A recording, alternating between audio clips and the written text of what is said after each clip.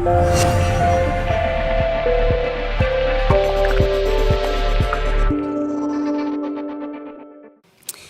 otro taller al que dimos forma que tiene que ver un poco todos los talleres con herramientas que me habían servido, que queríamos poner en común, que a unas personas les pueden resonar, a otras no, pueden servir, pero bueno, el tema de la meditación creo que ayuda mucho como herramienta para parar la mente. A unas personas les ayuda la meditación, a otras el deporte.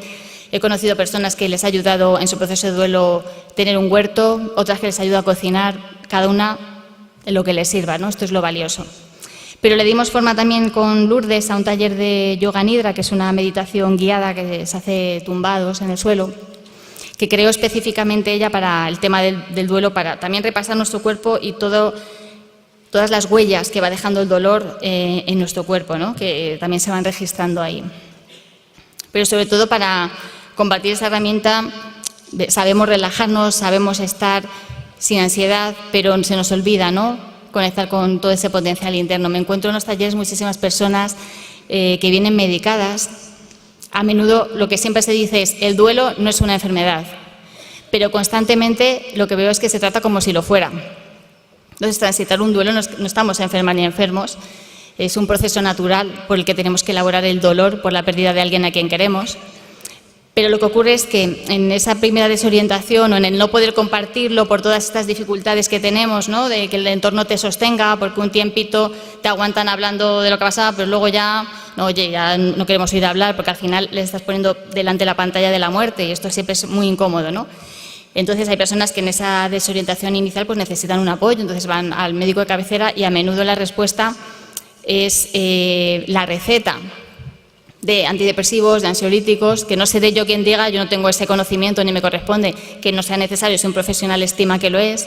Lo que sí digo es que eso no puede ir acompañado sin más, o sea, no puede ser la receta y vete a casa exactamente igual, ¿no? Creo que eso debería ir acompañado de otro tipo de espacios en el que se pueda compartir y hablar, un espacio terapéutico para quien lo necesite, en otro tipo de experiencias, porque lo que más he aprendido también es que lo que más necesitamos es hablar y compartir. Esto tan sencillo, que además sabemos hacerlo, sabemos sostenernos. El problema es que no le damos ni tiempo ni red a crear eso, ¿no? Esos espacios.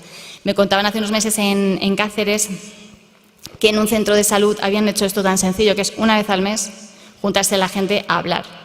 Y se había reducido solo con eso el 40% de consumo de ansiolíticos entre las personas que iban.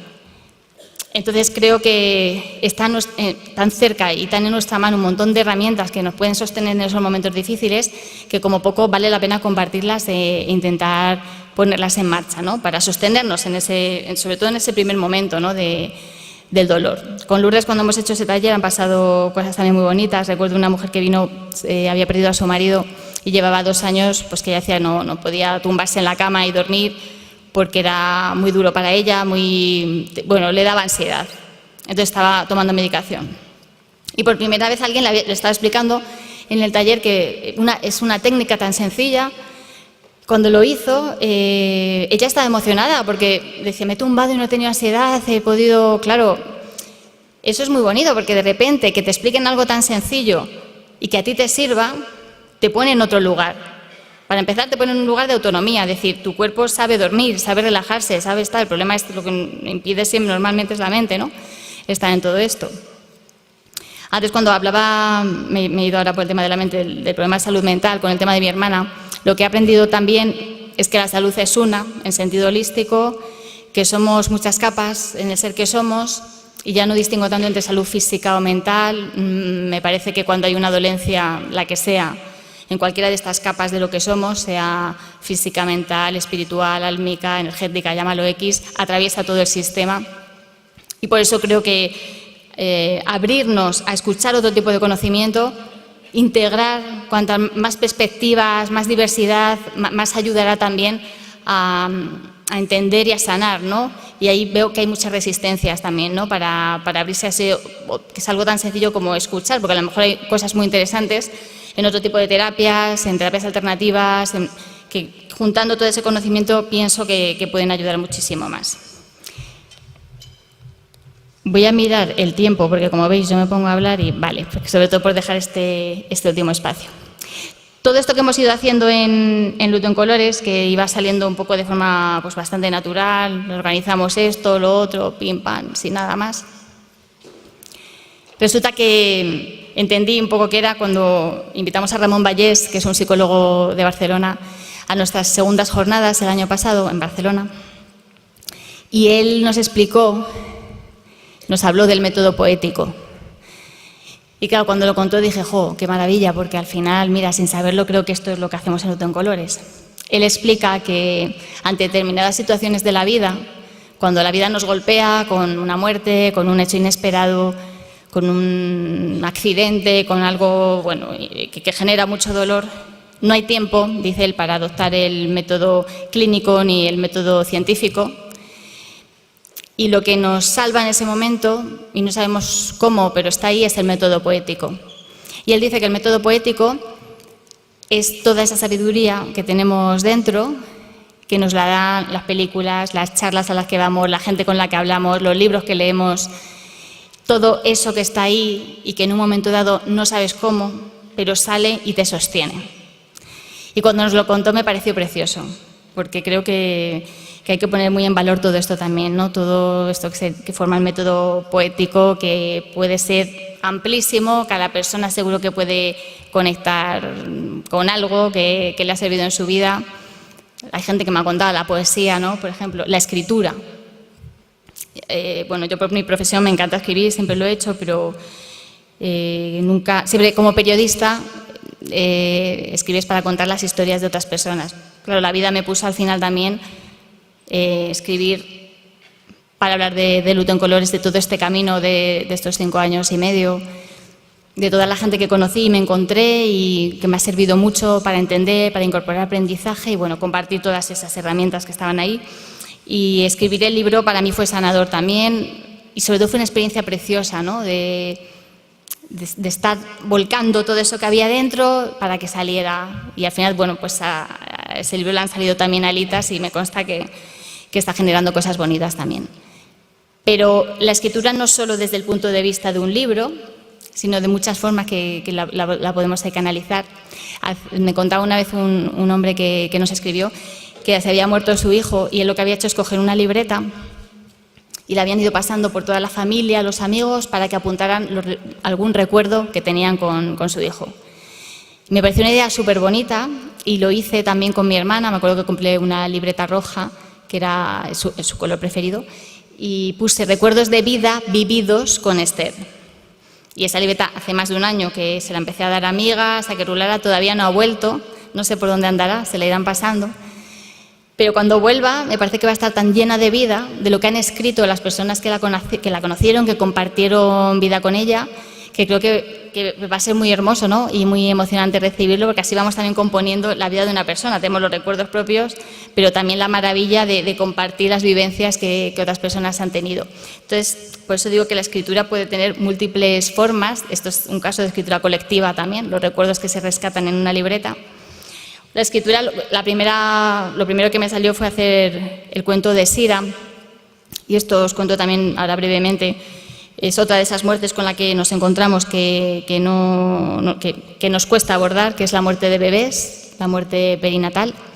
Y un año después de la muerte de mi hermana, una de sus mejores amigas, Eva, se había quedado embarazada de Sira y vivimos un proceso de acompañamiento muy bonito en el que Eva creó un grupo. Quería que fueran pues las mujeres que formaran parte de la vida de su hija, que compartiéramos enseñanzas con ella, de una manera muy simbólica, muy de rituales y de ritualizar, ¿no? Que de esto cada vez yo soy más también, ¿no? De darle a cada cosa el ritual, cada persona como quiera. Y ese grupo se llamaba Bienvenida Sira. Con lo que no contábamos es que Sira iba a nacer y a los 40 minutos de vida iba a morir. Y claro, esto también fue un descoloque, ¿no? Que nos enseñó esta parte de soltar el control, porque en un hospital, con todos los medios, con todos los médicos, la ciencia, los profesionales, la tecnología, los medios técnicos, la vida de Sira se fue. Su corazón no pudo seguir latiendo. Y lo que pasó es que ese grupo que se llamaba Bienvenida Sira, Eva lo transformó en Despidiendo a Sira. Y al final nos vimos compartiendo una experiencia de duelo, acompañando a Eva, que fue preciosa, en la que aprendimos un montón, que era muy luto en colores, porque lo que compartíamos era una canción, un poema, una foto. Sira es el nombre de una estrella, entonces alguien venía una estrella, hacía una foto y la mandaba. Compartíamos desde ese otro lugar también, ¿no? Y fue un espacio muy, muy sanador, y ese grupo sigue existiendo hoy, 3 años después, y ahí seguimos compartiendo muchas cosas. Ahora se llama Siraridad. Y seguimos compartiendo mucha vida, pero también cuando alguien tiene una pérdida es como un espacio en el que, bueno, era un grupo de WhatsApp inicialmente, porque la tecnología tiene estas cosas que nos sirve también, pero ha sido un grupo físico en el que nos hemos juntado para vernos, para charlar, para compartir, ¿no? Y a mí en todo eso, bueno, me vino un cuento para Eva y para Manu, para los papás de Sira. Primero lo escribí así para ellos, a mano, con unos dibujos. Y pasé un poco que cuando se lo di, bueno, pues el cuento empezó a rular. También creo que lo escribí para mis padres, sin saberlo en ese momento, porque ellos habían perdido también a su hija, más mayor, pero al final han perdido a mi hermana. Y también cuando se lo di fue precioso, ¿no? Cuando lo leyeron, de repente, bueno, pues el cuento empezó a rular. Por muchas personas decidimos autoeditarlo también desde el proyecto, y con ese cuento nos han pasado cosas mágicas. Me gusta mucho usar la palabra magia, me da a mí a veces que se desgaste, pero es que así es como lo vivo continuamente, ¿no? Con las conexiones, las redes, lo que se crea, el mundo este de lo casual. Y bueno, siento que la vida de Sira y la vida de Esther, de mi hermana, pues al final también tienen ahí sus trayectos, sus vuelos, y bueno, espero que sigan llegando a quien lo pueda necesitar y que sigan aliviando un poquito el dolor, ¿no?, de muchos corazones. Voy a poneros la canción, sí, voy a dejar ya porque es que como veis si no me lío yo a hablar, voy a poneros la canción Coloreas mis días, porque me gustaría dejar una última parte para que compartáis lo que queráis y lo que os apetezca. Entonces esta es la canción que salió del primer taller que hicimos de creación musical colectiva.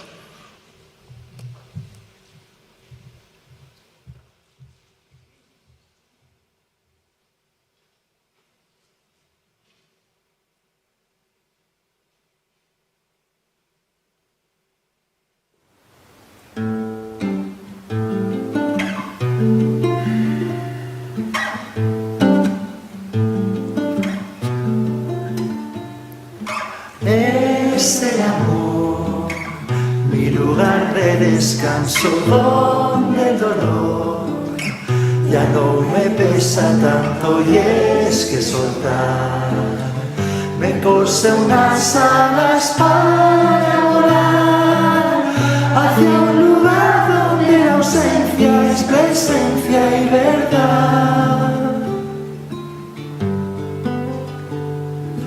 Poder mirar dentro de mí tus ojos al recordar, con mi abrazo de rozo se vuelve luz. Todo lo que fuiste y dejaste tú, tornando entero en una brisa color gris azul. Descansar de la duda y la culpa, abrazar esa luz que ahora es tuya y sentir que se fue el huracán y vivir porque en mí seguirás siempre tú, coloreas mis días.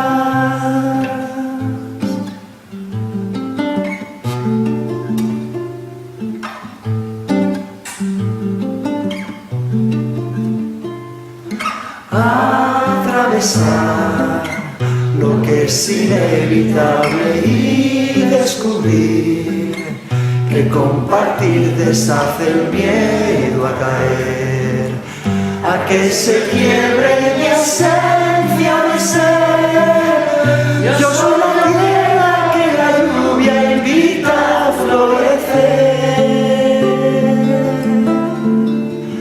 Descansar de la duda y la culpa, abrazar esa luz que ahora es tuya y sentir que se fue el huracán y vivir porque en mí seguirás siempre tú coloreas mis días, descansar de la duda y la culpa, abrazar esa luz que ahora es tuya y sentir que se fue el huracán y vivir porque en mí seguirás.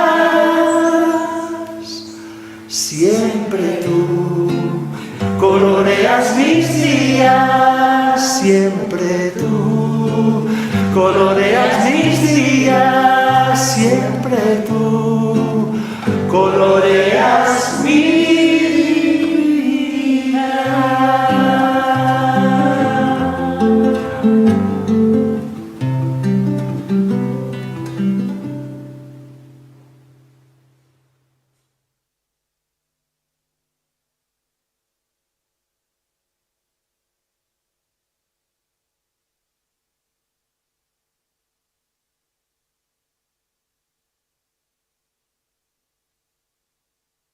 Luces y podemos dar las luces si alguien quiere compartir. No sé si también al poner antes lo de retratando las ausencias habéis conectado, ¿no? También con alguna persona, algún ser querido y queréis compartir un recuerdo, una enseñanza, una frase que os ha dejado, un legado, un objeto, un lugar o bueno, lo que queráis compartir.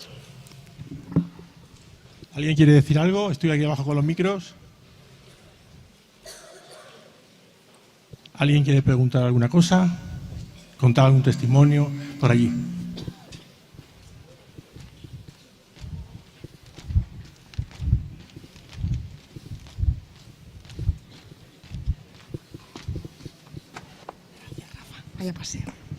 Hola, gracias por estar aquí, gracias por tu ponencia. Bueno, mi pregunta es una pregunta.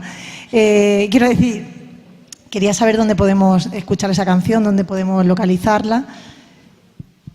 En la página web, en lutoncolores.org, hay un apartado de vídeos que además invito a que lo veáis porque de las jornadas hemos ido sacando también bastantes testimonios, incluso de cómo hablar de la muerte con los niños, de niños en duelo, todos estos temas que nos cuestan. Y ahí tenéis esta canción y otra que se llama La vida vuelve, que la creamos también dentro del taller.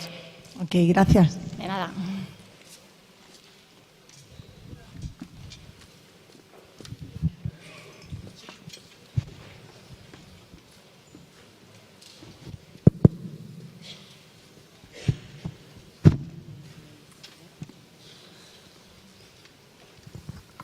Hola, buenas tardes.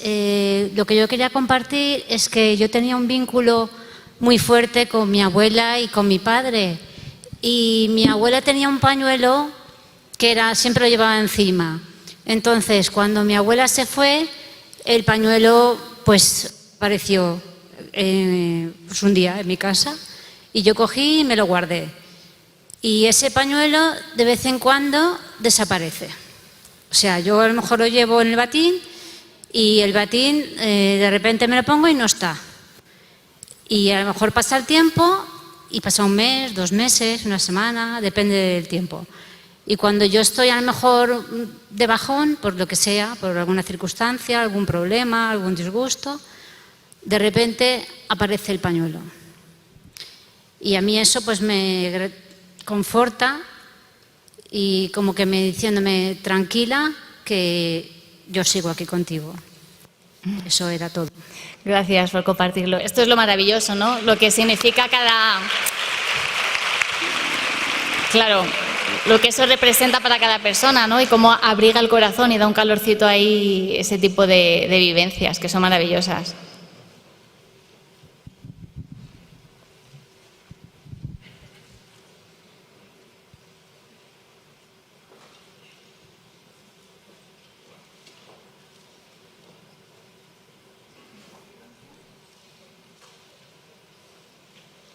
¿Hay alguien más que quiera compartir alguna cosa? Sí. ¿Por aquí? ¿Quién levanta la mano? Por ahí había.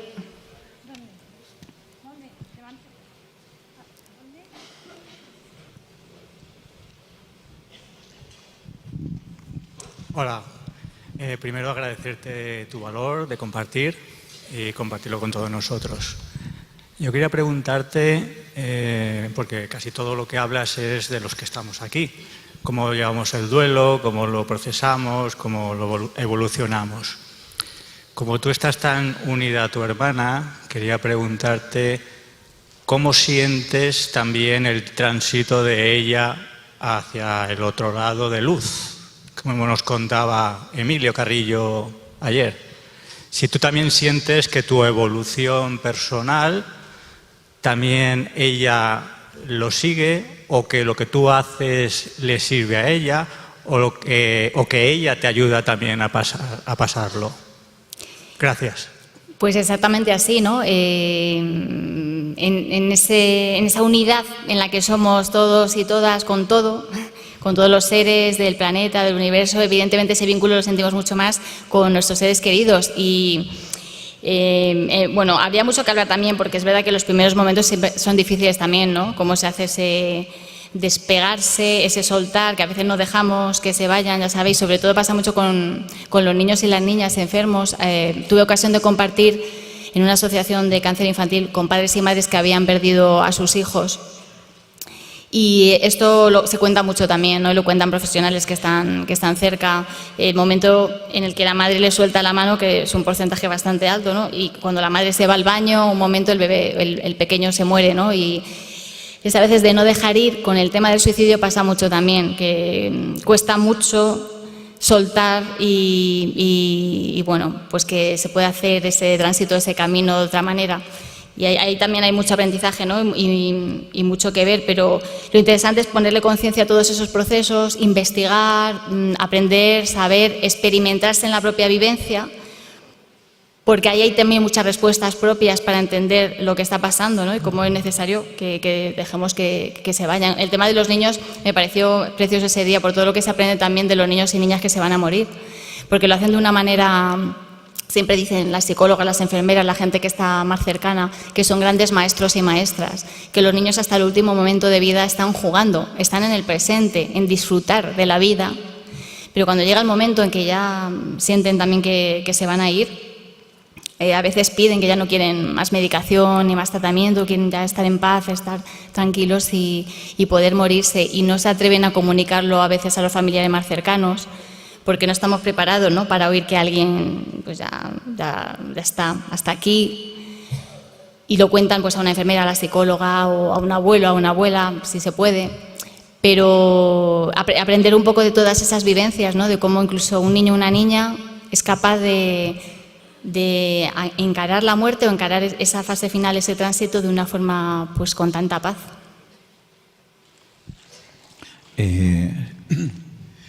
Silvia, soy yo. Nada, que has hablado antes de... Estoy muy interesado con ese tema, de que hay grupos que necesitan hablar y compartir. Y me gustaría que me explicases un poco dónde está, cómo funcionan, porque me parece que para mí es algo importante y algo en lo que había que trabajar. El tema de los talleres que os he contado específicos, que los empezamos haciendo en Madrid, pero bueno, ahora ya me está tocando viajar bastante y tenemos varias ciudades en los próximos meses, son como un taller puntual para abordar un poco eso que os he contado, ¿no? Pero lo que fuimos viendo es que aquí en Albacete tenéis una asociación Talita que da ese espacio de acogida, ¿no? a personas que han perdido a alguien, pero en muchos lugares me he encontrado con que no hay un espacio para reunirse y hablar. Y lo que pusimos en marcha desde Luto en Color es una iniciativa que irá ahí tomando forma, que se llaman grupos de apoyo autogestionados. Y un poco la idea es que la gente de un mismo lugar se pueda encontrar, aunque sea para tomarse un café, charlar y contar estas cosas, porque eso ya es tan valioso, el poder hacerlo, porque no es fácil encontrar esos espacios para compartir, ¿no? Entonces, bueno, en Galicia, en Foz, se está formando uno con un grupo de mujeres de Alcalá de Henares que he podido estar haciendo talleres de duelo. Ellas siguieron viéndose una vez al mes, con lo cual a tomar su café, a seguir compartiendo, ahí quedó otro, y bueno, en algún lugar, ¿no?, que se está ahí gestando. Pero esto me lo llevo a otra parte que se me ha olvidado contaros, que es, además de los talleres y de los espacios más para compartir sobre cómo vivenciamos la muerte, más desde el duelo, digamos, o el dolor por la pérdida, hicimos hace unos meses, que lo vamos a repetir ahora en noviembre, una cosa que le hemos puesto Las Cañas de la Muerte, que está inspirado en los Death Cafés, que si conocéis en Londres hace años se puso en marcha esta iniciativa, que era gente que necesitaba hablar de la muerte y no podía hacerlo, por lo que digo que el entorno a veces no sostiene estas conversaciones, que luego son maravillosas y que luego se comparten cosas valiosísimas, pero como hay esta resistencia, pues en Londres hicieron esto, en un café al que la gente iba a tomarse el café y charlar de la muerte. Y un día estábamos medio en broma y yo me acuerdo con un grupo de gente y dije, pues es que aquí somos más de cañas, o sea, más que de tomar café, entonces lo que tenemos que hacer son las cañas de la muerte. Y de repente todo el mundo empezó a decir, sí, hay que ponerlo en marcha, ¿no? Y esto lo hicimos en un bar hace medio año, me parece, y lo vamos a volver a hacer en noviembre. Esto es desde otro espacio, ya me entendéis, es para compartir incluso desde el sentido del humor. Porque hay gente que cuenta anécdotas de los entierros, de los velatorios, o sea, es muy bonito también lo que se comparte, pero de una manera mucho más distendida para que podamos hablar de la muerte desde otra vibración, vamos a decir. Entonces, ir generando todos estos espacios, ¿no? Los espacios para compartir el dolor o cómo nos relacionamos con quienes no están, y los espacios para hablar de la muerte de una forma muy sana. Pero que si os dais cuenta, un poco lo que hacemos desde el proyecto es como ir lanzando ideas que son absolutamente reproducibles y fáciles en cuanto haya 2 o 3 personas que se quieran encontrar y ponerlo en marcha. Sobre todo decir que no es un proyecto, como veis, profesionalizado. O sea, ya creo que ya existe terapia profesionales para quien necesite ese espacio. Un poco lo que reivindicamos desde Luto en Colores es empoderarnos, ¿no?, en nuestros procesos de duelo y de conciencia de la muerte, ¿no?, para poder integrarlo desde otro sitio.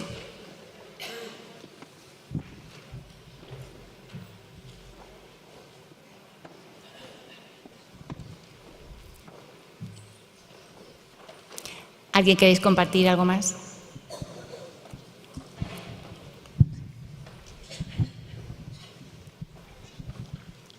Hola. Hola a todos. Gracias, Silvia, por tus palabras. Mucha suerte para siempre. Gracias. Hace unos años falleció mi amigo. No era un hermano, no era un primo hermano, era mi amigo. Falleció. De manera trágica, además. Teníamos una relación de toda la vida y teníamos una afición común, que era la escritura. Y tuvimos una relación epistolar durante mucho tiempo, cuando hicimos la mili, que no había internet, ni había Facebook, ni teléfonos móviles, y nos escribíamos cartas. Falleció y, bueno, y por lo que tú decías antes, intenté solucionar mi duelo siguiendo escribiéndole cartas. Y le escribo cartas y le cuento lo que pasa en el pueblo. Y le digo cuando estoy bien y cuando estoy mal. Y me contesta no físicamente, pero sé que me contesta.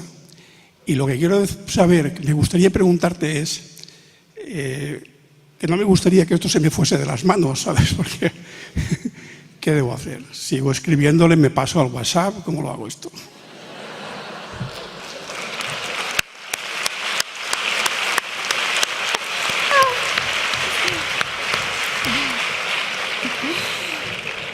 Es que es maravilloso lo que estás contando, ¿te das cuenta? Además, en lo de debo o no debo, jamás ni entro. Eso yo ya lo quité mira, en una pizarra, lo de tengo que... Debo o no debo, yo ya lo he tachado, no se incorpora, porque tú haces lo que sientes que es bueno para ti, lo que necesitas y lo que te hace bien. Entonces, eso es lo que todo el rato, ¿no?, intentamos centrar desde el Luto en Colores, porque hay mucho ruido alrededor, qué se debe hacer, qué no, qué es bueno, qué es malo, qué tienes, qué no tienes, y al final lo único es, ¿a mí qué me sirve para transitar esto? ¿A mí qué me hace bien? Y lo que te hace bien a ti es que no necesita de nada más, porque para ti... es algo sanador y bonito. Entonces, tú sabes lo que representa eso para ti.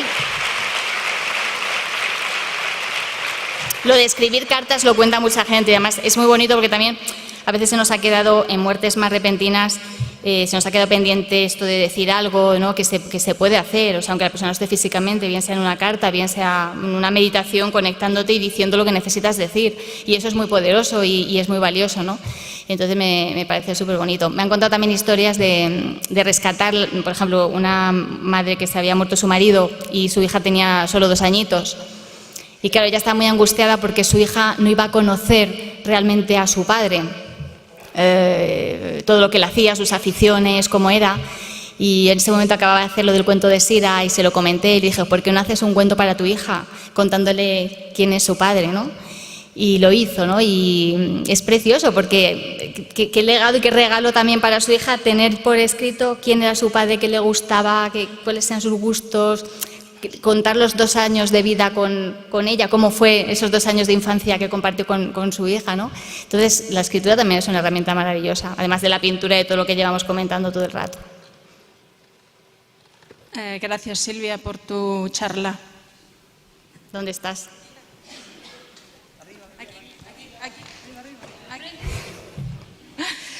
Entiendo que la muerte en otras culturas se entiende de manera diferente.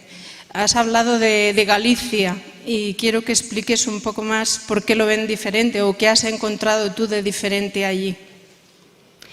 Pues que no se han desconectado de esa sabiduría interna y colectiva y popular. Porque lo que yo veo que nos pasa mucho, sobre todo más en las ciudades o en los entornos, en cuanto nos desconectamos de la naturaleza, porque en la naturaleza está todo también, es que te paras a observar y entiendes perfectamente el ciclo de la vida y de la muerte y la transformación y todo es lo que representa, pero nos hemos alejado tanto de ese conocimiento como tan básico que se nos ha olvidado, pero está en todas partes. En la cultura japonesa creo que hay 3 días para días de relacionarse con las almas, con quienes no están, rendir culto a eso. La cultura mexicana, vamos, maravillosa la relación que hay también, ¿no?, con quienes no están, en todos lados. Entonces nosotros también lo tenemos. Yo antes, a mí me daba mucho yuyu cuando yo era pequeña el tema del 1 de noviembre. Y ahora he entendido y lo he recolocado también de otra manera, ¿no? Lo que hablábamos también en Galicia es cómo se pierde todo ese conocimiento y se va perdiendo incluso en Galicia. Y me acuerdo que Rafael Quintilla decía ayer que ahora con lo de Halloween, él era bastante crítico, ¿no?, con cómo, a ver, para los niños es divertido, pero él decía que se vaciaba de significado ese día, que es importante, que tiene una simbología, un simbolismo también en muchas culturas, de pensar en quienes no están, de relacionarnos, de rendir homenaje a esas almas. Y Halloween lo lleva a otro lado, ¿no? Los zombies, o sea, no es realmente un contacto real con la muerte y con quienes no están, ¿no? Y él decía que en Galicia se va perdiendo esto también, que es como, a él le llaman para dar charlas a los coles, pero para que hable de otras cosas, y él les quiere hablar a los niños, no, de la muerte, de quienes no están, de todo lo que hay en Galicia que tiene que ver con esa cultura, y incluso hay resistencia siempre a hablar de eso también a los niños. Entonces ahí vamos perdiendo toda esa correa de transmisión. Si preguntamos a nuestros mayores, es muy sorprendente porque en cuanto sacas el tema te empiezan a contar también experiencias y cosas que son increíbles. Dice, pues si lo tenía al lado y nunca habíamos hablado de esto, ¿no? Pero ahí se pierde como tantas otras cosas. Por eso, en cuanto sacas el tema y alguien me engancha, puedes ir recogiendo una riqueza en torno a esto que es increíble. Yo, incluso mi propia familia me ha pasado. Hay un montón de cosas que yo desconocía y gracias a que hemos abierto ese espacio para hablar, te das cuenta que en realidad todo eso está ahí. Está ahí. Tenemos que ir cerrando ya, ¿verdad? Porque la gente se tiene que ir, ¿vale? Bueno, muchísimas gracias. De verdad me ha encantado estar de aquí y charlar con vosotros. Muchas gracias.